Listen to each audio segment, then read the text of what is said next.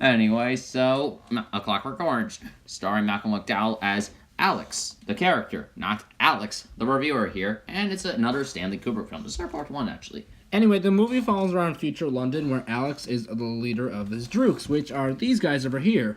And said droogs basically, in turns, go around, well, harassing people in the middle of the night by knocking on their doors to get in. Anyway, so basically, after doing this, like, maybe for the upteenth time, I lost track at this point, and they meet, Billy Boy over here, part of another group that sexually harasses people, and while they were actually also in the middle of sexually harassing a random woman by raping her on a random stage. And basically, Alex and his droogs were actually here in this scene to actually beat the crap out of them. So later, Alex and his droogs, after stealing a car, travel to this guy F. Alexander's house. So anyway, Alex basically decides to, lie to that woman, but in turns by saying he had a sick friend, and basically then comes in doing the hipster privet pose with his friends, and then literally, harasses her. By raping her right in front of her husband. Anyway, later next day, Dr. Delta tells Alex of the bad things he does, but unfortunately, he actually ends up sneaking into this cat lady's house, in which she just constantly asks him to actually leave, and he's just more harassing her with this giant penis. By doing a blowjob with it, and then literally in turns, I kid you not, he kills her. Yeah, he literally chases her around the house after she tries to keep smacking him and ends up knocking her unconscious. But then after previously, pulling a prank on his friends, they literally stab him in the back and literally, knock him out, I kid you not, and, with a bottle of milk, and that's when Alex gets arrested. Of course! Well, this is basically where Alex finds out that he's actually a murderer after murdering the woman with that giant penis.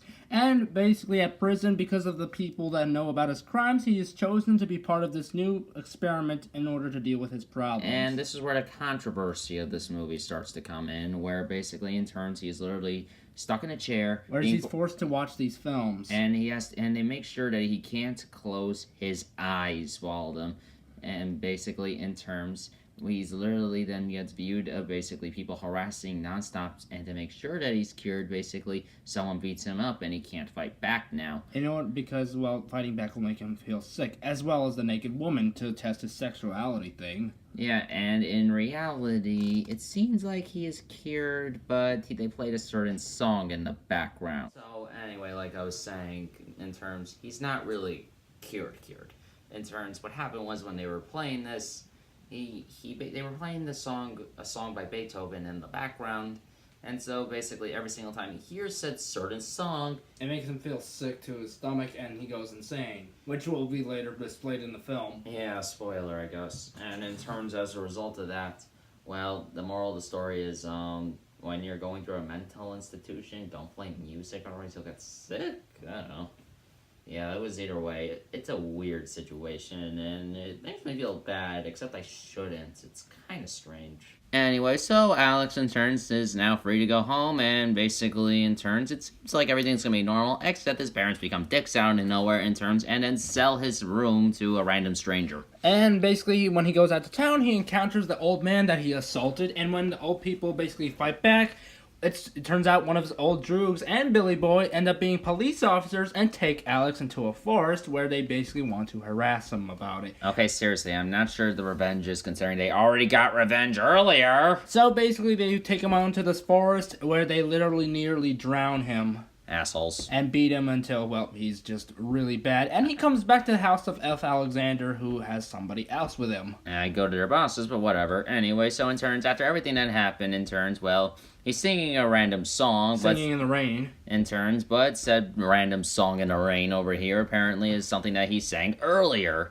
And basically locks him in the upstairs bathroom where he plays the Beethoven music again, making Alex go insane, so he tries to jump out of the window for suicide. And in turns, it seems like depression. Even when he's narrating, it sounds even more depressing in terms because it just seemed like, depressing. Anyway, in the hospital scene, that's where this guy comes to tell him that he's finally cured of his, delusions of the damn shit crimes that he puts up. And I'm sure everyone that got involved in those scenes got arrested. The end. Well, Alex Brittman, please come here. Yes. You're cured. Ow. Don't even try it. Anyway, so in turns, as for this movie itself, A Clockwork Orange. A brief overview.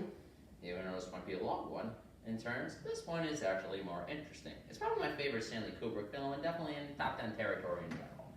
And for me, in terms of favorite movies of all time, definitely probably maybe 6.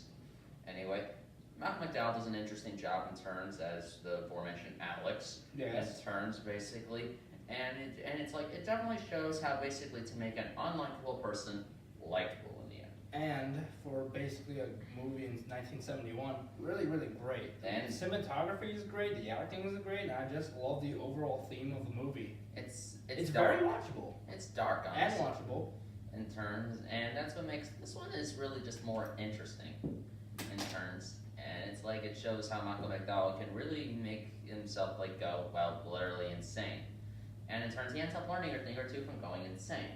Like say when he ended up in turns voicing a character on Teen Titans whose character is Mad Mod, and he literally made him basically be, well, insane. And That's he a thing or also- two about insane. Right. And he also played in the 2007 Halloween reboot.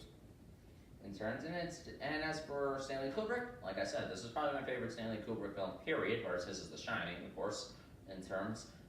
And this one is more interesting. It shows, well, how things can be done in a mental institution. I would actually believe this is what happens in a mental asylum sometimes, even if it was a bit played over the top. But there's a bit of controversy in this movie. Like, Right. It's the technique of them for rehabilitating Alex. yeah, what they do think of it. It was pretty freaky. It's kind of freaky the way. I mean, also, I would mention I do like Alex narrating this movie. Yeah, Michael McDowell is a really good narrator, surprisingly. You should narrate something else. Yeah, his narration of the experience for the technique that they used in order to rehabilitate him was very, very like believable, and it was pretty scary too. I mean, think about it. You're forced to watch something and to the tune of your favorite songs by Beethoven, and that could really make him go insane. And it's really just sad. Something that used to be your favorite thing is now something you hate the most. In fact, in the sort of the beginning of the movie, it's already shown that Alex is in favor of Beethoven. And then basically in turns after that, basically, it's just as a result, it seems like everyone kind of wins in this movie almost. Well, because everyone does get their revenge on Alex, even though in my opinion they go too far a bit with it. Especially one of his droogs and Billy Boy, who are police officers who almost literally kill him by drowning him. Yeah, my response is simple. Well, trying to drown him. My response to that is just simply someone called the police's, boss to get those guys fired after that stunt. Because he already went through the mental institution problem, so he already got revenge anyway. As for basically the movie as a whole, for starters, the parents are assholes Oh, yeah. Well, after they sell his room. to a random stranger. Oh, and they also sell the stuff away, too. What? Man, that's a shame. That's only because he was actually sent into prison for 14 years, but he was only gone for 2 years. It's kind of ironic, but I would have just kept this stuff just for, remembrance sake. But, whatever. In terms, as for the movie as a whole, it's good. It's great. I even like the whole flashing colors, from that showed in the credits even. I kind of wish it was post-credits because I just want to see more from this Also, I do character. like the interior of some of the houses in this film. It's really over the top. It looks like very modern artish kind of architecture on the inside. I wouldn't be shocked if there was actually an art show just from this movie alone. And of course, the cat lady with the giant penis. Okay, that was just weird in general. But it's good. It's solid. 10. And the soundtrack in the film is really good. Yeah, the soundtrack is really unbelievable, and I gotta admit, everyone just seems to clearly be working hard to get this movie correct. Especially Stanley Kubrick. Yeah, Michael McDowell having to basically portray that mental insane person. It's like, I can only imagine how much rehearsals he had to have been just to get, cranking it from 9 to 11. Right. I can only imagine. Overall, It's a good movie, solid. I recommend it if you like horror, but not, well... It's more of a psychological horror film. Yeah, it's not horror like Saw is, or Friday the... Or even The Shining. Yeah, the Shining could be in the same territory almost, Well, yeah, The Shining is also psychological horror, but we're getting off by track. Yeah, we already reviewed The Shining, if you want to check that review out. My favorite movie. Yeah, In terms of Stanley Kubrick films. If I recall, it was your favorite movie, period, at one point. Anyway, in terms, it's, like we said, solid. Go watch it. And we will come up with more Stanley Kubrick films. Yeah, if you want, give us a recommendation, just not ones we already did. Right, because so far, after this review, we already reviewed Full Metal Jacket, 2001, The Shining, and this one. I mean, if you want, we could cover AI one day. Or Doctor Strangelove.